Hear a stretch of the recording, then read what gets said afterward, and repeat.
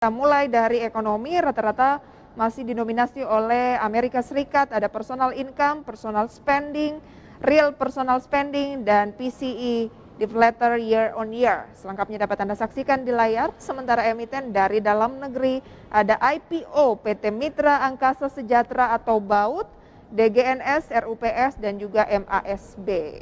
Itu dia pemirsa agenda untuk Jumat 28 Januari 2022. Kita akan sapa melalui Zoom Pak Fendi Susianto, CEO dari Elcro Ranvidi Indonesia Investama. Selamat pagi Pak Fendi. Selamat pagi, Trisa. Terima kasih untuk waktunya pada pagi hari ini Pak Fendi. Sehat ya? Sehat selalu, Trisa. Trisa juga di channel. Oke. Indeks harga saham gabungan kita juga cukup sehat nggak Pak? Di tengah volatilitas dari Wall Street gitu ya, yang 3 hari berturut-turut ini cenderung berombak dan ditutup melemah. IHSG kita justru berkibar meskipun ada keputusan dari The Fed yang mensinyalkan, belum ada kepastian tapi sinyal bahwa suku bunganya akan mulai dinaikkan lagi di bulan Maret tahun ini. Nah, peluangnya akan seperti apa untuk market kita ke depan Mas Fendi?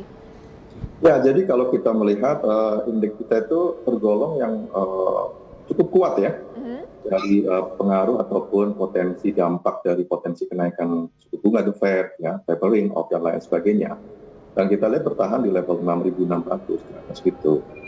Meskipun ada sedikit bumpy pada panjang pekan kemarin, karena sebenarnya sempat menyentuh 6.500, tapi cukup cepat juga kembali ke level 6.600. Jadi kalau kita melihat nampaknya informasi seputar kenaikan The Fed potensinya mulai bulan Maret, bahkan ada potensi 4 kali ya, kalau kita dengarkan dari pidato-pidato para tinggi The Fed. Namun nampaknya karena antisipasi sudah cukup lama, persiapan domestik dan beberapa hal yang sudah jadi improvement di domestik, membuat itu sedikit mengurangi tegangan ataupun tekanan terhadap pasar. Jadi kalau kita melihat overall pasar Indonesia termasuk yang cukup bagus. Nah, terlebih lagi kalau kita kaitkan dengan potensi kenaikan The Fed, saat ini harus kita akui ya, dan bahkan negara juga, global juga mengakui bahwa real interest dari Indonesia itu masih sangat atraktif. Jadi sebut saja di sana 1,7% katakanlah ya, yield surat utang 10 tahun kita sekitar 6,4. Jadi selisihnya masih di atas 5%. Jadi kita masih membukukan real interest rate itu positif besar. Sehingga sebenarnya tidak terlalu khawatir terhadap potensi kenaikan.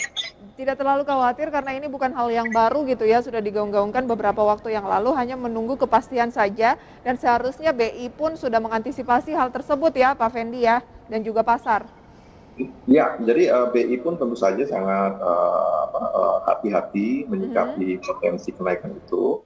Mungkin yang akan dilihat oleh BI adalah kalau kenaikannya itu cukup besar, sebut saja misalnya di atas 50 basis point sekali naik, itu tentu saja akan punya dampak tersendiri ya bagi perekonomian kita ataupun pasar di Indonesia. Peluang market bursa saham tentunya ya, ke depan akan seperti apa nih Pak Fendi? Di tengah ya ada gejolak dari Rusia dan juga Ukraina membuat harga minyak mengalami kenaikan, CPO juga menguat, dan laporan keuangan emiten perbankan tampaknya sejauh ini cukup solid. Perbankan besar ya? Ya, jadi menurut saya mix ya ke depan itu, tapi lebih ke arah lebih stable menurut saya. Kenapa? Karena sebenarnya yang cukup mendominasi faktor-faktor pengaruh pergerakan pasar di tahun 2021 adalah bagaimana perkembangan virus COVID dan recovery ekonomi. Nah, sekarang tinggal persoalannya adalah memantapkan recovery ekonomi, pertumbuhannya on track. Terbukti kan sudah banyak inflasi yang sangat tinggi di Eropa, di Jerman ya, kemudian di negara-negara Eropa yang lainnya, di Amerika sendiri inflasinya sampai di atas 7%. Ini menunjukkan sebenarnya bahwa recovery itu memang terjadi. Sehingga kemungkinan besar fluktuasi pasar itu akan lebih less volatile di tahun 2022 ketimbang di 2 tahun belakangan ini, dan arahnya adalah positif karena semuanya dalam posisi growth ya. Pertumbuhan ekonomi Indonesia proyeksinya 4,8 sampai 5,1%, global juga positif demikian, dan tentu saja terlepas dari kekhawatiran perkembangan varian baru, vaksinasi menurut saya itu menjadi faktor yang membuat cukup confident ya. Progres vaksinasi global di dunia termasuk Indonesia menjadi cukup membuat rasa nyaman juga bagi para investor. Jadi dari faktor ekonomi sebenarnya cukup confident, tetapi karena ada Omikron yang membuat ya saat ini kan sebagian besar kantor dihimbau untuk WFH lagi gitu ya. Ini yang menjadi menahan laju dari indeks harga saham gabungan sehingga cenderung konsolidasi ya Pak Fendi ya. Ya, itu juga memiliki pengaruh terhadap pergerakan positif indeks ya. Apa rekomendasi Pak Fendi untuk waktu dekat ini? Nah, waktu dekat ini menurut saya investor ataupun trader tetap fokus aja pada saham-saham yang memiliki progres ataupun fundamental bagus dan punya story, artinya ada story growth-nya dalam waktu 3 tahun ke depan, fokus ke sana. Dan kita melihat jangan terlalu negatif di dalam menyikapi perkembangan yang terbaru, karena kita sudah punya pengalaman 2 tahun ke belakang ya, 2020, 2021, pasar juga recovery-nya cukup cepat, sehingga bisa memperoleh opportunity yang jauh lebih bagus ya, ketimbang konsideran risiko yang berlebihan. Sebenarnya risiko ada, tetapi berlebihan itu yang kadang-kadang akan cukup mengganggu juga. Kita akan lihat ya Pak Fendi lebih detail gitu dari saham yang menurut Anda fundamental baik, masih ada cerita growth di sana gitu ya. Ada 4 rekomendasi dari Pak Fendi pada pagi hari ini pemirsa. Dapat Anda saksikan selengkapnya di layar televisi Anda. Ada PTBA direkomendasikan beli dengan support 2.780, resisten di 3.100. Kemudian ada Harum direkomendasikan beli dengan support 10.025, resisten 11.800. BBNI buy on weakness dengan support 6.950, resisten 7.450. BRPT buy on weakness, support 855, resisten 1.000. PTBA semenarik apa? Pak Fendi singkat saja. Ya, tentu saja adalah secara fundamental juga masih ada potential upside, itu pertama. Yang kedua adalah technically speaking, dia dalam posisi yang uptrend. Ya. Jadi itu juga menarik. Dan kalau kita lihat dikaitkan dengan harga komoditis, batu bara juga dalam posisi yang juga sedang uptrend juga ya, mengalami kenaikan, dan pada paling tidak untuk tahun ini dan tahun depan. Itu yang membuat kemudian cukup menarik bagi investor jangka pendek maupun jangka panjang. Kita lihat di sini PTBA support level ada di 2780 ya. Jadi di kisaran itu menurut saya cukup menarik ya untuk koleksi jangka pendek maupun menengah. Kemudian resisten ada di 3.100. Oke, itu dia rekomendasi untuk ke PTBA. Kemudian Anda merekomendasikan juga emiten Harum. Harum ini di-buy dengan support 10.025. Ini tampaknya juga masuk LQ45 ya? Ya. Yang terbaru. Oke, semenarik apa? Harum. Singkat saja Pak Fendi.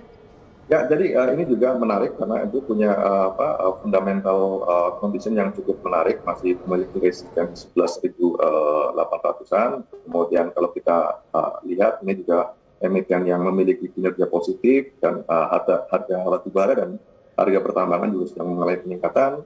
Kemudian juga sentimen positif juga masuk ke indeks LQ45 ya. Jadi akan menjadi di bawah radar dari para investor-investor besar juga ataupun institusional kalau sudah masuk ke LQ45. Tapi kita lihat dulu ya, update dari indeks harga saham gabungan pembukaan sesi 1 di hari Jumat ini. IHSG naik 0,25%, 6624. Jakarta Islamic Index masih turun 0,74%, LQ45 menopang kinerja dari IHSG dengan kenaikan 0,29% di kisaran 950. Gainers pagi hari ini dipimpin oleh banking, Arto naik 1,1% di 16.075, LINK naik 2,75% di 4.480, Bank Mandiri 1,32%, 7.650, dan BBNI salah satu rekomendasi dari Pak Fendi naik 1,74% di 7.325. Losersnya pemirsa adalah BBCA, menjadi pemberat dengan pelemahan sekitar 0,3%, 7.775, Telkom turun 0,23% di 4.260, ADMR turun 3,33% di 1.015, dan Bumi 1,25% di 79. Itu dia pemirsa deretan update top gainers based on value dan juga top losers based on value pada pembukaan pagi hari ini 5 menit setelah pembukaan ya. Pak Fendi. Ya, Prisa. Tadi Anda merekomendasikan BBNI dan BBNI masuk dalam gainers gitu, 1,74%, 7.325. Semenarik apa banking yang satu ini yang baru saja merilis kinerja di 2021 yang lebih dari 200% kenaikannya?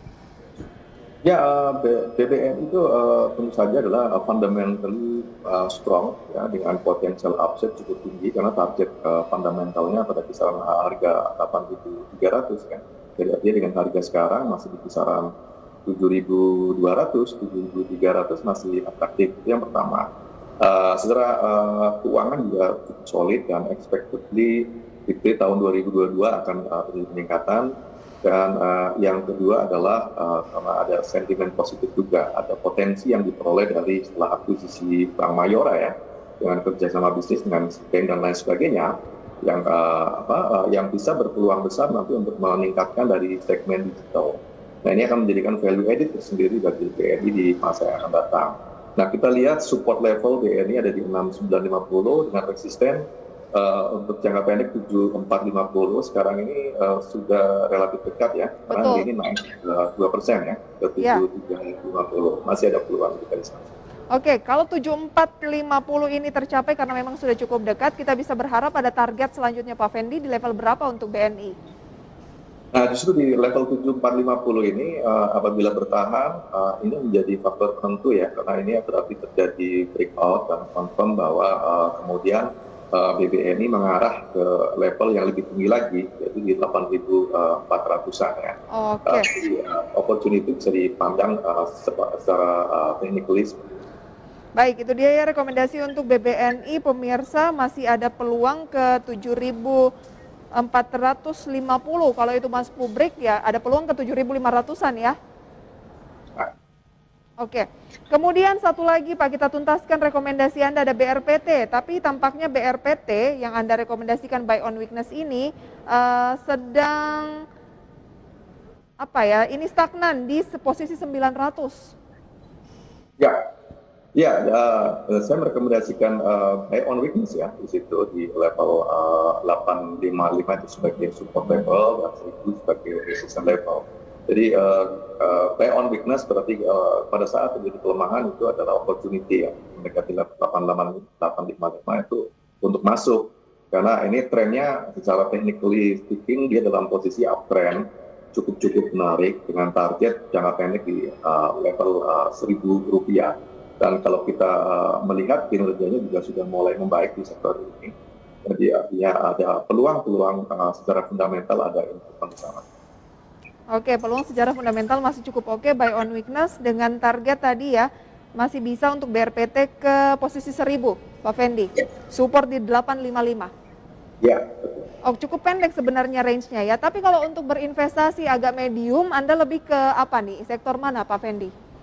Untuk medium saya merekomendasikan tetap di sektor perbankan, sama yang blue chip ya, seperti BNI, kemudian BRI, Mandiri dan BCA. Itu secara medium itu akan memiliki potensial rata-rata itu 17-20%. Jadi kemudian di sektor menarik kedua adalah di sektor pertambangan tetap, karena siklusnya akan tetap dipengaruhi oleh harga-harga komoditis yang akan tetap relatif tinggi ya di pasar global. Itu membuat sektor pertambangan jadi menarik, seperti misalnya PTBA, MG, Harum ya, dan seperti Antam juga yang sekarang sedang mengalami koreksi, peluang besar itu dia sedang menguji ke level support yang cukup bagus ya. Jadi opportunity secara jangka menengah itu untuk sektor-sektor tersebut. Oke, itu dia rekomendasinya untuk jangka menengah panjang ya. Singkat saja Pak Fendi, tadi kan saya sampaikan ada 5 saham baru, saham blue chips baru gitu ya yang masuk dalam komposisi LQ45. Ada AMRT, Befin, EMTK, Harum, Waskita. Tadi Anda masuk kategorikan Harum sebagai salah satu rekomendasi Anda. Bagaimana dengan Befin, kemudian juga ada EMTK, Waskita, dan AMRT saya cermati beberapa di antaranya hari ini mengalami penguatan. Apakah memang Anda belum tertarik ke keempat saham lainnya di luar Harum ini, Pak? Ya, kalau kita melihat ini kan sentimen positif, LQ45 itu punya peran strategis ya ketika masuk ke dalam itu saham-saham penyusun LQ45, maka dia berada di radar para investor institusional ataupun investor besar. Kenapa? Karena rata-rata kebijakan investasi, sebut saja untuk institusi dan lain sebagainya, itu harus masuk sahamnya L45 baru mereka bisa masuk.